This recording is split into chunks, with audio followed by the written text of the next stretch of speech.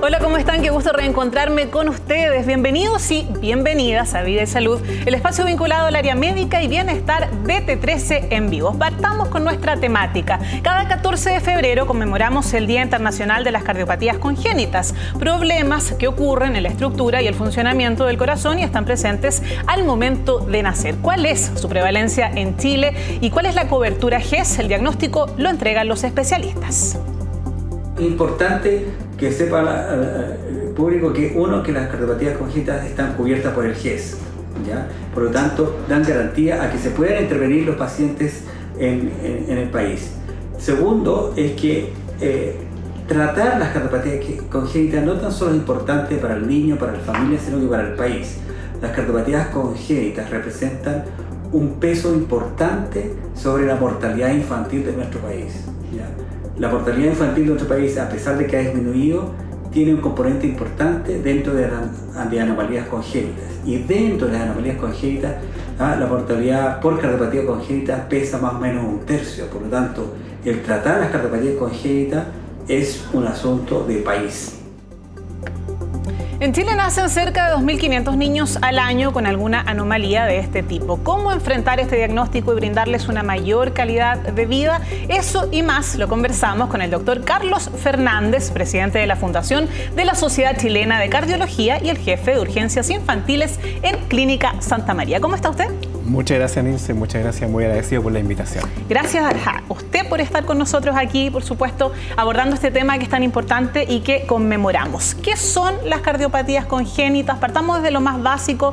Entiendo que hay defectos de las válvulas cardíacas. Cuéntenos un poco en simple, obviamente, para que todos entendamos qué son. Sí, Nilce, tal como se veía en el reportaje, las cardiopatías congénitas son anomalías estructurales. Ya. Es decir, son enfermedades con las cuales los niños nacen y se desarrollan durante el embarazo. En otras palabras, son patologías con las cuales el niño las trae desde el nacimiento y se manifiestan en distintas épocas. Lo más habitual es que se manifiesten una vez que han nacido.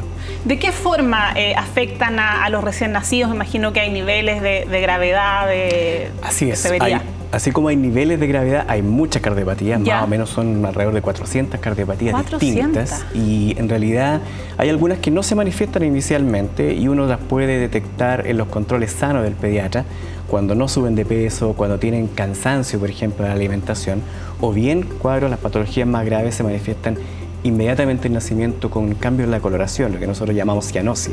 Se colocan los labios y las mucosas azules.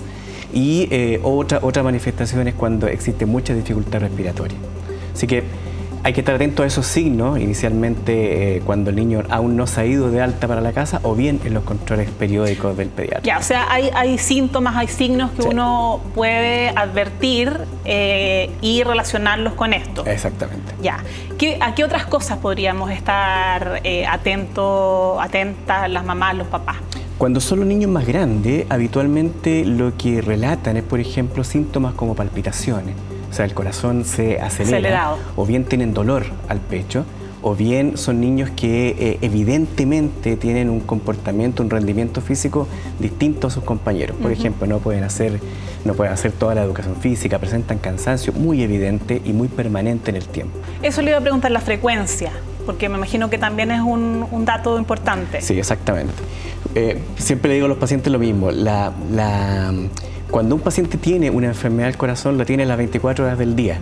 Por lo tanto, son niños que permanentemente están cansados. No es el niño que llegó del colegio porque jugó toda la mañana y durmió, sino que es un niño que está incluso sin hacer esfuerzo físico, cansado. ¿Lo podemos confundir con otra enfermedad como anemia, por ejemplo, con esta condición que se da también en Sí, algunos... es verdad. Hay algunos pacientes que pueden tener síntomas similares en anemia y en nuestro país es muy frecuente también la patología respiratoria. Por ejemplo, niños grandes, los asmáticos, pueden tener este cansancio. Por eso siempre es importante que el diagnóstico diferencial, que pueda separar qué tipo es, lo hace un pediatra. ¿Y cómo lo detectamos?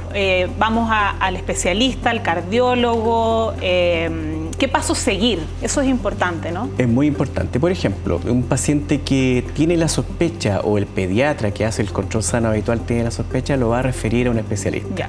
Y ese especialista, después de su anamnesis, después de su examen, lo que va a hacer es una serie de exámenes. Generalmente, el más importante para nosotros es una ecografía, que permite ver el corazón y permite ver de qué defecto estamos hablando. Si es un defecto leve, podemos dejarle a veces medicamentos. Si es un defecto más severo, probablemente va a requerir algún tipo de intervención pronto o en algún momento de su vida. ¿Ese examen primario es de sangre son exámenes imagenológicas? Puede ir una radiografía de tórax y una ecocardiografía, que es el examen de elección que generalmente piden los especialistas. Ya, perfecto. Bueno, ¿y qué hace una familia, ¿no?, cuando su hijo es diagnosticado? Sin duda que es un camino largo. Me imagino que también depende mucho el momento en el que se diagnostica, ¿no? Siempre lo decimos acá, mientras más pronto ocurra este diagnóstico, mejor y se va a desarrollar mejor un tratamiento, ¿no? Ese es un concepto muy importante, Nilce. La verdad es que las cardiopatías congénitas, mientras antes se haga el diagnóstico, el pronóstico va a ser mejor. Si es un paciente que nace con una enfermedad grave, indudablemente que esto es un shock para toda la familia, pero tienen que saber que en nuestro país y en el concierto latinoamericano nosotros estamos muy bien ubicados. En nuestro país es posible ofrecer un tratamiento a prácticamente todas las 400 cardiopatías que existen. Por lo tanto, acercarse siempre a los equipos especializados. En nuestro país existen especialistas en todo el territorio. ¿Estamos bien preparados en Chile? Estamos mucho mejor preparados que hace 20 años con el advenimiento del GES. Todavía nos quedan algunos desafíos, pero la verdad es que hoy por hoy un paciente que tiene el diagnóstico de una cardiopatía congénita es posible ofrecerle un tratamiento oportuno. Los principales centros que hacen estos tratamientos están en la capital, pero tenemos también una red de derivación bastante establecida. ¿Y cómo funciona el sistema GES en este caso? El sistema GES nos ha permitido ponernos en red. Todos nuestros sistemas más avanzados, más especializados, los centros más complejos, se hacen cargo de distintas partes del país. De manera tal de que si nace un paciente con una sospecha de cardiopatía o con una cardiopatía, que ese es el diagnóstico, pongamos por ejemplo Temuco, esos especialistas están en contacto con los especialistas acá en Santiago de manera tal de poder trasladar rápidamente a este paciente. Trabajan en red. Trabajamos en red y eso ha funcionado y ha sido un gran logro que hay que reconocer de esta política pública. Doctor, ¿qué recomendaciones o qué consejos entrega usted a las familias, ya sea personas que quizás todavía no saben de este diagnóstico o quienes quizás lo están enfrentando recién? Hay varios niveles. Yo creo que el primer consejo es, por ejemplo, durante el embarazo. En el embarazo es posible hacer el diagnóstico de cardiopatías congénitas a través de la ecografía. Por lo tanto, siempre hay que estar atento a los factores de riesgo que detecta el obstetra en los controles.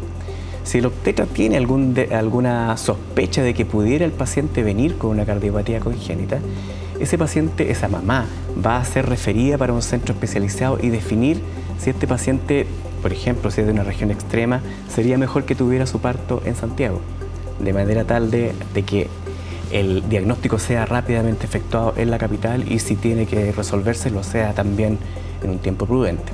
Por otro lado, los pacientes que tienen el diagnóstico ya hecho y que estamos en la espera del tratamiento definitivo, lo más importante es que no falten a los controles. O sea, tienen que estar en los controles para poder hacer el tratamiento. Y esos controles pueden ser hechos en su lugar de origen o bien en el centro de resolución definitiva. Y finalmente, una vez que el paciente ya ha sido tratado, recordar que este es un paciente que fue operado del corazón a edades tempranas. Por lo tanto, a pesar de que los niños se ven muy bien, tienen que seguir sus controles y su seguimiento a largo plazo. Y ese es el gran tema el gran desafío que tenemos como país. Pacientes que ya han sido operados y que la gran mayoría, más del 90%, llegan a la vida adulta.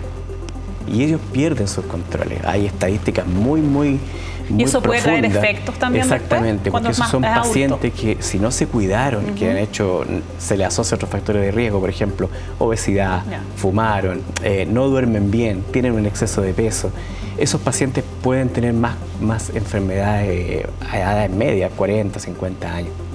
Esa es la importancia. Mire, la constancia entonces respecto al tratamiento y también la prevención o la revisión constante, incluso durante el embarazo, que eso es bastante importante para de alguna manera hacer frente tempranamente a esto. De acuerdo. Sí. Le quiero agradecer, muchas gracias por estar con nosotros aquí en Vida y Salud al doctor Acá lo tengo, el doctor Carlos Fernández, presidente de la Fundación de la Sociedad Chilena de Cardiología. Muchas gracias por estar con nosotros. Muchas gracias, Anisa, y muchas gracias a todos los que nos ven. Que esté muy bien. Gracias. Bien, nosotros vamos a una pausa comercial y ya volvemos con más vida y salud.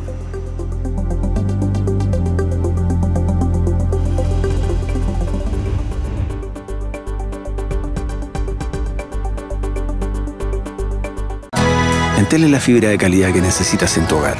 Pero digamos lo que digamos, en el fondo sabemos que solo tomas la decisión de instalarla. Cuando tu vecino te dice: ¡me funciona bacán! Porque nos dimos cuenta que no hay campaña de publicidad más poderosa que un ¿vecino? No tengo idea cuántos megas, pero a mí me anda tiquitaca. Podría explicártelo alguno de nuestros ingenieros. En cambio, La Nelly me contó. Me dijo que había llegado fibra Entel al barrio. Lo contraté con el plan porque tenía la aplicación incluida. Bien, bien, mira. Le llega hasta el patio. ¿No? porque al final lo único que necesitas es que llegue hasta tu hogar. Que sea rápida y, si tienes algún problema, que te atiendan bien.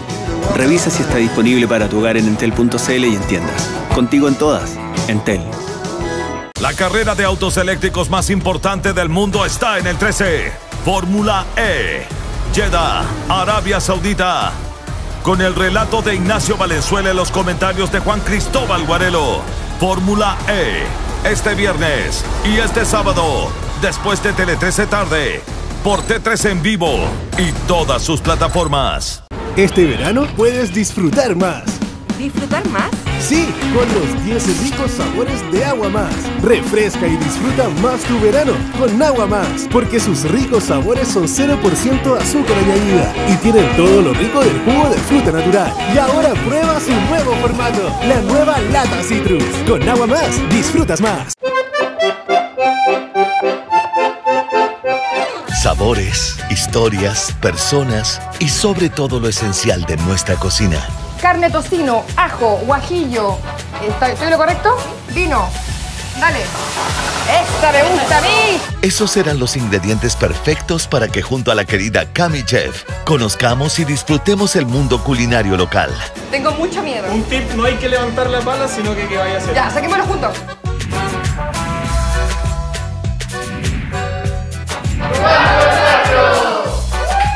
Probando el barrio con Cami Chef. Muy pronto en Cultura 13, por el 13. Semana de grandes revelaciones. Yo estaba enfermo, muy enfermo. Pensaste que te podías morir. Nuevos liderazgos. ¿Por qué cuando yo estoy no vienen? ¿Por qué? Se acaba la familia y nacen los carebuenos. Los fantasmas del pasado afectan a los participantes. Y el regreso de Fabio lo enfrentará a un viejo enemigo. ¿Yenko qué hace por aquí? No es mi amigo. Andaba hablando de nosotros, que no me acuerdo lo que era en verdad, pero que no haga lo mismo aquí. Súmate al reality del momento. Palabra de honor, lealtad o traición. Domingo a viernes, después de Tele 13, por el 13, 13 Go y Claro Canal 557. Entel es la fibra de calidad que necesitas en tu hogar. Pero digamos lo que digamos, en el fondo sabemos que solo tomas la decisión de instalarla. Cuando tu vecino te dice: ¡me funciona bacán! Porque nos dimos cuenta que no hay campaña de publicidad más poderosa que un ¿Vecino? No tengo idea cuántos megas, pero a mí me anda tiquitaca. Podría explicártelo alguno de nuestros ingenieros. En cambio, La Nelly me contó. Me dijo que había llegado fibra Entel al barrio. Lo contraté con el plan porque tenía la aplicación incluida. Bien, bien, mira. Le llega hasta el patio. ¿No? porque al final lo único que necesitas es que llegue hasta tu hogar. Que sea rápida y, si tienes algún problema, que te atiendan bien. Revisa si está disponible para tu hogar en entel.cl y en tiendas. Contigo en todas, Entel.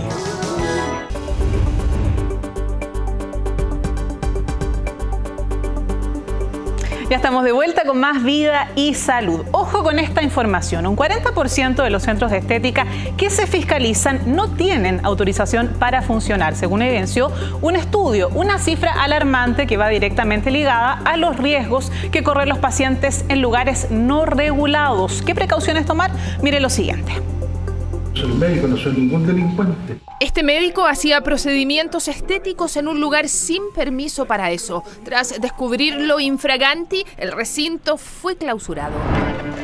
Lo mismo ocurrió con esta clínica después que una mujer falleciera en un procedimiento. Y así hay varios casos de centros estéticos irregulares que han causado graves daños a las personas. Las irregularidades han marcado la diferencia en la vida de las personas. Lamentablemente muchas han muerto por malos tratamientos. La verdad, bastante mal que no esté regularizado, más aún siendo centros de estética, sabiendo las consecuencias que puede llevar un procedimiento mal hecho. En Santiago hay casi 800 salas de procedimientos estéticos registradas y fiscalizadas por la autoridad sanitaria. Elegir lugares que cuenten con las autorizaciones correspondientes es fundamental, ya que garantiza condiciones adecuadas de infraestructura, de higiene, de manejo profesional y protocolos de atención que minimizan los riesgos. Un reciente estudio del CERNAC, el Ministerio de Salud y el ISP, que analizó poco más de 100 centros de estética, arrojó resultados preocupantes. El 40% de ellos no tiene autorización sanitaria. Hoy día la población que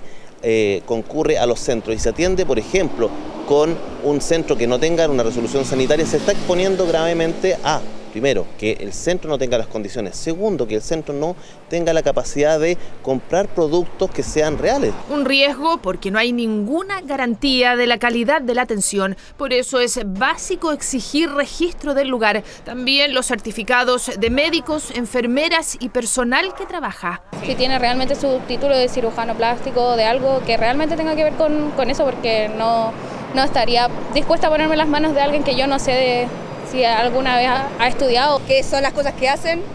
Y ver también las reseñas, las reviews de cada una de las personas, porque también a veces pasa que no hay mucha seguridad. Entre 2022 y 2023, el CERNAC recibió más de 200 reclamos de servicios estéticos, parte de ellos por fallas en la calidad de los procedimientos. Por ejemplo, problemas causados por productos como el ácido hialurónico, que requiere autorización del ISP para ingresar a Chile. El Botox, además, exige registro sanitario. El utilizar un producto que no tiene registro sanitario de toxina botulínica pone en riesgo al paciente.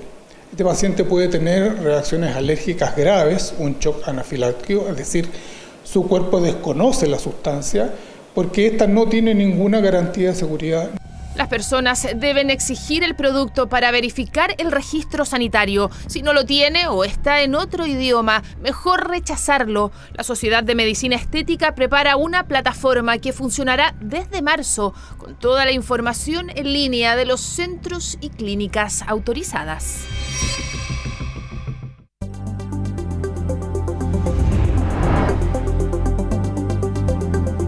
Y comenzamos nuestra sección de salud mental. Una investigación de la Universidad de las Américas reveló cifras alarmantes sobre depresión y ansiedad en escolares chilenos. Para abordar esto recibimos en el estudio a María Mercedes Yomans, académica investigadora de la Facultad de Salud y Ciencias Sociales de la misma universidad, Universidad de las Américas. ¿Cómo estás? Muy bien, Ilse. ¿Y tú cómo estás? Bienvenida. Gracias. Bueno, es un gusto poder profundizar un poco más en este tema que sabemos que se viene dando ya hace rato, sobre todo luego de la pandemia, durante y posteriormente. ¿Cómo nace este estudio? ¿A quiénes evaluó? Cuéntanos un poco como parte. Mira, el estudio nace, al igual que muchos otros estudios, inmediatamente después de la pandemia, porque tenemos esta tremenda bomba que llega a afectar a todo el mundo y aparecen muchos fenómenos en realidad, en distintas líneas de investigación. Así es que partimos primero individualmente, muchos investigadores tratando temas de salud mental o de prevalencias, incluso de problemas de sociabilización en contextos escolares. Y ya, bueno, en el año 2021, que fue un año después de la pandemia, hicimos una alianza con el doctor Jonathan Martínez Líbano de la Universidad Andrés Bello. Yo soy de la Universidad de las Américas y comenzamos a estudiar la salud mental en contextos educativos. ¿En niños de qué edad? Ahí partimos con universitarios. Ya. Y hemos estado estudiando universitarios ya por 4 años, pero justamente a fines de 2023 nos nace la inquietud de estudiar a los escolares población infanto-juvenil. ¿Y qué encontraron? Es terrorífico lo que encontramos, porque teníamos una idea de que podía ser malo. Porque la prevalencia de los años anteriores, por ejemplo, antes de la pandemia, la depresión estaba en el 5% de los estudiantes. Durante la pandemia estaba en el 36%. Wow. Todo esto antes del estudio, ¿ya? La ansiedad estaba en el 9% y durante la pandemia había subido ya al 19%. Pero nosotros encontramos resultados que son alarmantes, porque la depresión está en el 60%, 60,2%. La ansiedad está en el 63% y el estrés está en el 50%. Esto quiere decir que la mayoría de los estudiantes está con sintomatología de depresión, ansiedad y estrés. Ya, y esto se relaciona, claro, la pandemia es un factor, ¿no? Un factor determinante y como tú lo decías, para todos, para la familia completa finalmente, claro en el trabajo, etcétera. Pero ¿qué otros factores están asociados a esta realidad que están enfrentando los escolares? Mira, existen factores de riesgo, que fue justamente lo que nosotros estábamos tratando de descubrir en este estudio exploratorio. Nosotros quisimos revisar la prevalencia, que es lo que ya te nombré en porcentaje, y los factores de riesgo se repiten. Tenemos 7 factores de riesgo para depresión, para ansiedad y para estrés. Hay 5 que se repiten para los 3. Uno, que es muy relevante, o es un factor que es no controlable, que es el ser mujer. Solo por ser mujer, ¿Ya es una carga? Es un factor de riesgo. Esto quiere decir que hay una correlación entre la probabilidad de que exista alguna sintomatología de este tipo y este factor de riesgo. Entonces eso también quiere decir para nosotros que tenemos que poner atención a las mujeres, a las niñas y adolescentes. Y un desafío como sociedad también. Un desafío como sociedad. Ese es un factor no controlable, porque estamos hablando de sexo, no de género, sexo biológico. Tenemos 3 factores que son tratables, que son, por ejemplo, niños y adolescentes que tienen problemas para dormir, van a tener más probabilidades de sufrir esto. Los niños y adolescentes que sufren de rumiación, que tienen pensamientos rumiativos, y también aquellos que tienen baja autoestima. Esas 3 condiciones igual son tratables, así que podríamos disminuir el riesgo si es que tratamos a estas personas, pero aún así existen. Y tenemos un último factor de riesgo que es totalmente controlable y que tiene que ver con la posesión de un teléfono celular. Wow. O sea, los niños y adolescentes que tienen en su poder un celular tienen mayor probabilidad de sufrir depresión, ansiedad y se nota el cambio de conducta incluso. Sí, tremendamente. Porque, bueno, aquí ya vienen todas las hipótesis, obviamente hay que hacer más estudio al respecto, pero lo que observamos como sociedad es que cada persona que tiene un celular tiene un acceso a un universo distinto que el que está al lado. Entonces no hay comunicación, no hay socialización, hay un acceso que es no supervisado también a mucho contenido. María Mercedes, y para ir, digamos, cerrando, ¿cómo mejoramos esto? ¿Cuál es el desafío? ¿Dónde está lo importante? Considerando también que se viene ahora un nuevo año escolar, ¿cierto? Un nuevo desafío para los estudiantes. Mira, yo te diría que tenemos 2 desafíos desde 2 frentes. Uno, primeramente desde los padres y tutores, que tenemos que controlar el tema de los celulares, no pasarlos a tan temprana edad, y que cuando se use un celular, cuando lo use un niño o un adolescente, sea bajo supervisión y ojalá poco tiempo. Ese es uno de los desafíos. Y el otro desafío tiene que ver con el sistema escolar. Tenemos aulas, y ya lo tenemos comprobado, que están repletas de niños y adolescentes que tienen estas sintomatologías ya. Y tenemos profesores que durante su formación docente no están preparados para tratar problemas de salud mental. Sí, para derivar probablemente, pero es una carga tremenda para los profesores. Entonces, lo que nosotros esperaríamos sería una alianza entre el Ministerio de Salud y el Ministerio de Educación para poder facilitar estas derivaciones y también para poder capacitar a los profesores y los establecimientos cuando tengan que tratar con niños con estas patologías. Un desafío transversal finalmente, ¿no? Sí. María Mercedes Llomas, académica investigadora de la Facultad de Salud y Ciencias Sociales de la Universidad de las Américas. Gracias por estar con nosotros en Vía Salud. Que estés muy bien. Bien, nosotros terminamos el programa de hoy. Gracias por acompañarnos. Nos encontramos, como siempre, muy luego con un próximo capítulo. Que estén muy bien.